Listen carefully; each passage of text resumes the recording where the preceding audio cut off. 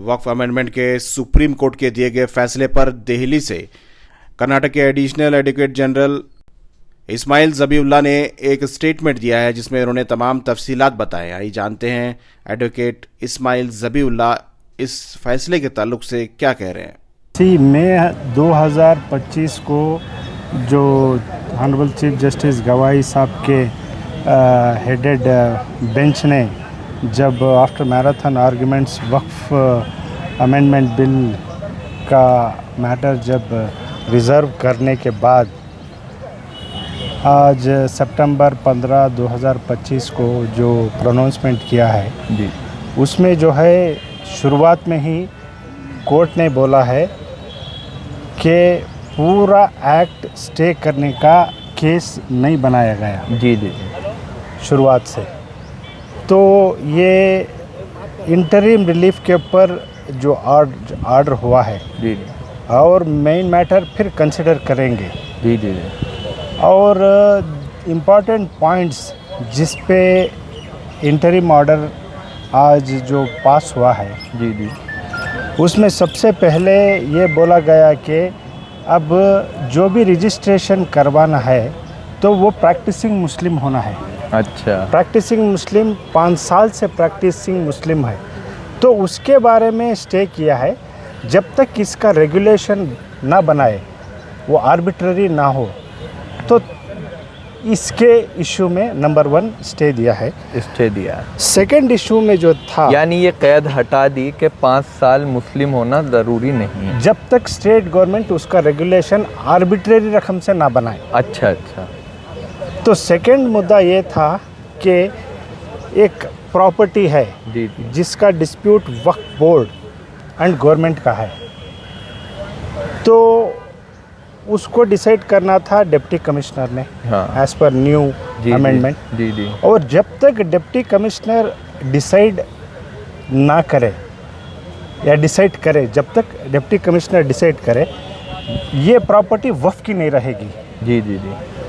मतलब जब से डिप्टी कमिश्नर जिस दिन की शुरुआत होती है डिस्प्यूट की, तब से आपकी वक्फ बोर्ड की नहीं रहती। ठीक। तो ये 2-3 इश्यूज जो पावर ऑफ डिप्टी कमिश्नर का था जी जी जी, अथॉरिटी का था, इसको भी कोर्ट ने स्टे करवाया किया है, setting that it is against doctrine of separation of power. Doctrine of separation of power जो बोलता है लेजिस्लेचर, एग्जीक्यूटिव एंड जुडिशरी, जी जी, इसका एक दूसरे का इंटरफेरेंस नहीं होना है, is a doctrine of separation of power. ठीक है। तो इसमें डिप्टी कमिश्नर को अपॉइंट करवाते हैं, इज़ ए एग्जीक्यूटिव, उसको अपॉइंट करवाते हैं लेजिस्लेचर एंड पॉलिटिकल लीडर्स जी जी। तो इसमें एक दूसरे का एंड ही इज डिसाइडिंग केस जी जी, लीगैलिटी। तो it is against to doctrine of power बोल के एक जो है रिलीफ दिया है। और जो थर्ड सर, एक बात मैं रोक कर कहना चाहूँगा, जो एक डर था मुस्लिम अवाम में और जितने भी लॉ बोर्ड हैं, तो अब उनका ये डर ख़त्म हो जाना चाहिए कि जो पावर डीएम को दी जा रही थी या कमिश्नर को दी जा रही थी, वो एक तरीके से सुप्रीम कोर्ट ने छीन ली, ये कह सकते हैं हम? हाँ, ऑलमोस्ट ये कह सकते हैं एज ऑफ नाउ। जी जी जी जी। जब कोर्ट बोला है कि अगेंस्ट डॉक्ट्रिन ऑफ पावर है जी जी, doctrine of separation of power है, तो ये जो है एक राहत की बात ही बोल सकते हैं। ठीक है। And third and important aspect, अब तक जो है जब अमेंडमेंट से पहले जो डिफरेंट इलेक्टोरल कॉलेजेस थे, जैसा कि member of parliament, member of legislative assembly, मुतवल्लीज from the waqf institution where the annual income was more than 1 lakh, ऐसे जो एंड बार काउंसिल, इनके जो नुमाइंदे रिप्रेजेंटेटिव्स वक्फ बोर्ड के मेंबर्स बनने का, और गवर्नमेंट भी थोड़े अपॉइंटमेंट कर सकती जी थी जी जी, जैसे शिया स्कॉलर, जैसे सुन्नी स्कॉलर, जैसे officer from the state government of so and so ranking. तो ये पूरा विड्रॉ करके पूरा अपॉइंटमेंट गवर्नमेंट का बताया गया था। अच्छा। और जो है प्रोविज़ो में बोला गया था कि नॉन मुस्लिम्स का पहले बार as per amendment non Muslims को वक्फ मेंबर्स बनाना है जी जी जी बोल के।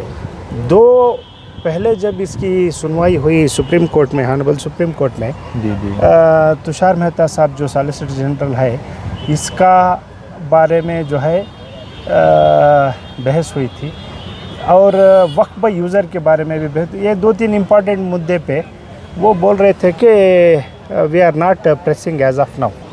ओके।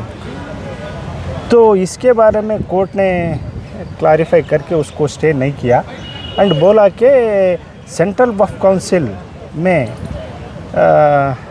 4 नॉन मुस्लिम मतलब हिंदू भी हो सकते हैं, क्रिश्चियन हो सकते हैं, सिख, फारसी, जी जी कोई भी नॉन मुस्लिम, ओके तो 4 तक सेंट्रल वक्फ काउंसिल में हो सकते हैं। और स्टेट बोर्ड जो सेक्शन 14 बताया जाता है वक्फ एक्ट का, उसमें 3 तक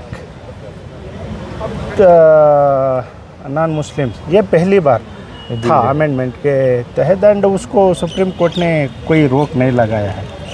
एंड वक्फ बाय यूज़र के बारे में जो है 2 जजमेंट में बहुत सारा लिखा गया, एंड उसको समझते हैं कि वक्फ बाय यूज़र अब तक पूरे एक्ट्स में, जो पिछले एक्ट था, जी जी 1955 एक्ट हो, 1995 एक्ट हो, 2013 एक्ट, हर एक्ट भी बोल रहे थे रजिस्ट्रेशन। जी जी तो अब तक आपने रजिस्ट्रेशन नहीं करवाया एंड आप बोल रहे कि वक्फ बाय यूज़र ये अब तक रजिस्ट्रेशन, तो जी, वक्फ बाय यूज़र के प्रोविज़न को सुप्रीम कोर्ट ने रोक नहीं लगाया है। वक्फ सर, बाय जैसे मैं ये पूछना चाहूँगा, आपने वक्फ बाय यूज़र का नाम लिया, अब जैसे कि काफ़ी मुतवल्लीज़ आज इस बिल से उम्मीद लगाए बैठे थे कि सुप्रीम कोर्ट रिजेक्ट कर देगा। अब मान लीजिए वक्फ बाय यूज़र के जो शेल्टर में प्रॉपर्टीज़ चल रही थी, अब उन्हें क्या करना चाहिए? उनके पास तो क्योंकि 2013 तक वो मतलब आराम से थे कि हमारे पास वक्फ बाय यूज़र है, अब वो क्या करें, कैसे नहीं, रजिस्टर? वक्फ बाय यूज़र से ही वो सुप्रीम कोर्ट बोल रहा है रजिस्ट्रेशन वाज मैंडेटरी। हाँ पहले एक्ट नहीं बोले कि वक्फ बाय यूज़र है तो आपको रजिस्ट्रेशन करने की ज़रूरत नहीं बोले थे। अच्छा 1955 एक्ट हो, 1995 एक्ट हो, 2013 एक्ट हो, अच्छा आप बोलते हैं वक्फ बाय यूज़र, मैं रजिस्ट्रेशन नहीं करता, मैं घर में बैठा हूँ, मुझे ज़रूरत नहीं, ये नहीं था, रजिस्ट्रेशन वाज मैंडेटरी। सर, आपके सामने मैं स्टेट वक्फ बोर्ड का कुछ मामले रखना चाहूँगा। जब से बिल चला है तो कई मुतवल्लीज़ और एंड सुप्रीम कोर्ट और एक राहत की बात की है कि वक्फनामा रहना है, रजिस्ट्रेशन ये मैंडेटरी नहीं है।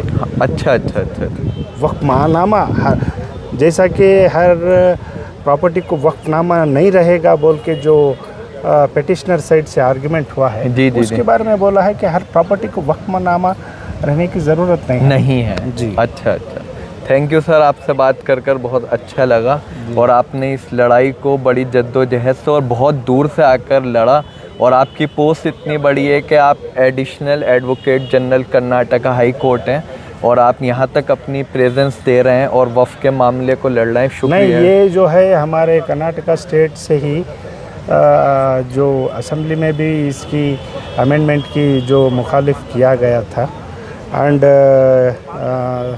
एक केस में जो है स्टेट को भी पार्टी बनाया गया था, उसमें भी हम रिजाइंडर करके मुखालिफ किए थे। जी जी तो स्टेट की तरफ से हमारा जो स्टैंड था पहले से, तो ये अमेंडमेंट जो है ड्रकोनियन है, इट वक्फ कॉन्सेप्ट को अप्रूव करने वाला है ये पूरा।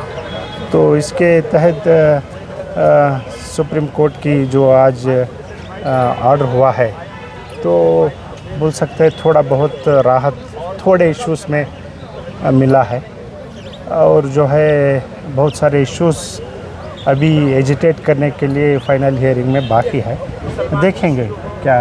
सर, आपसे मैं ये लास्ट पैगाम दिलवाना चाहूँगा मुस्लिम आवाम के लिए और वक्फ बोर्ड के लिए कि आप आज यहाँ से सुप्रीम कोर्ट ऑफ इंडिया से क्या पैगाम देना चाहेंगे कि अपने रजिस्ट्रेशन जारी रखें या रोक दें? अब हमें क्या जद्दोजहद, क्या स्ट्रगल, क्या कोशिश करनी चाहिए? नहीं, वो पहले से भी जो है कानून बोलता है ignorance of law is not an excuse. वाह। बहुत है। Ignorance of law. आप नहीं बोल सकते मुझे मालूम नहीं था। बात बहुत अच्छी मुझे बात। ये जब मुतवल्लिस होते हैं, जो ज़िम्मेदार होते हैं वक्फ बोर्ड्स के, जी जी जी। उनको मैं वो फ़लाने मोहल्ले का मैं वो हूँ, मैं फ़लाने मोहल्ले का ये हूँ, मुझे मुतवल्ली बनना है, मुझे सेक्रेटरी बनना है, मुझे वो बनना है, मुझे ये बनना, जबको आपको क़ानून मालूम नहीं है, बहुत अच्छी बात है। जबको जो एक्ट रूल्स, जो मैंडेटरी जो चीज़ करना है आपको वो पता नहीं है, तो आपको नहीं चाहिए कि नहीं आज मुझे ये पूरा मालूम नहीं था, मेरे परदादा ये मस्जिद बनाए, मेरे दादा ये मस्जिद तामीर किए, वो फ़लाना किए, हम इतने साल से हैं उतने, ये बेकार है। बहुत अच्छी। तो ये जो है हमको चाहिए कि क़ानून जो चीज़ बोलता है उसको आज से भी ज़िम्मेदार बन के, बहुत अच्छी बात है। With effect from at least today, yes. तो आपको करना है ये। मैं इससे पहले भी बोल चुका था जी जी। थोड़े जगह से, आपका घर को कुछ तकलीफ़ हुआ, आपका घर का डिस्प्यूट है, आपका टाइटल घर का डिस्प्यूट है, कोई छीन लिया आपका घर, कोई जी। लिटिगेशन करके, बहुत अच्छी। आपको और एक आपकी फैमिली को तकलीफ़ होगी, जी जी जी। मगर आपकी मस्जिद को कुछ इशू हुआ, ये सिर्फ आपकी नहीं, आपके मोहल्ले की नहीं, आपके गांव की नहीं, बेशक। पर के सारे बड़े पैमाने में अफेक्ट होता है। वो चीज़ जो है आपके दिमाग में रहना है जब ऑफिस बेरर बनते हो। क्या बात है। वो ये अल्लाह के रसूल ने फरमाया, पूरी उम्मत एक आधा की तरह है, अगर बॉडी पार्ट के एक हिस्से में तकलीफ़ होती है तो उससे पूरा जिस्म इफ़ेक्ट करता है। तो इसके लिए जी। थोड़ा ज़िम्मेदार होके चलना पड़ता है। जी जी। ये चीज़ बोलना। नहीं सर, आपने बहुत बड़ा पैगाम दिया ये, और यही बात है कि वही लोग मुतवल्ली बने और वही लोग इस चीज़ के अहल हैं जो कानून को जानते हों। ऐसा नहीं जानने वाला नहीं बनना है, मतलब जी जी। जान के नहीं जानने वाला भी जो जानदार है उसके पास बैठ के उसको जो क़ानूनी दायरा है, जी जी जी जी। लीगल फ्रेमवर्क जो बोलते हैं, उसके तहत उसका ज़िम्मेदारी करना है। हर एक छोटे से छोटा, बड़े से बड़ा वक्फ इंस्टीट्यूशन, चाहे मदरसा हो, चाहे दरगाह हो, चाहे खानकाह हो, चाहे मामबरा हो, हर इसको उसमें नहीं वो बन गया, ये बन गया। आजकल हमारा जो डिस्प्यूट्स है, बहुत सारा डिस्प्यूट्स ऑफिस बेरर्स का ही डिस्प्यूट है। मैं मुतवल्ली बनना था, मैं वो होना था, वो फलाना किया, जो लार्जर इशू है आप छोड़ रहे हैं। वाह सर, बहुत अच्छी तो बात। ये सभी ख्याल रखना पड़ेगा शायद आज के बाद। थैंक यू सर, बहुत अच्छा लगा आपसे मिलकर। Thank you.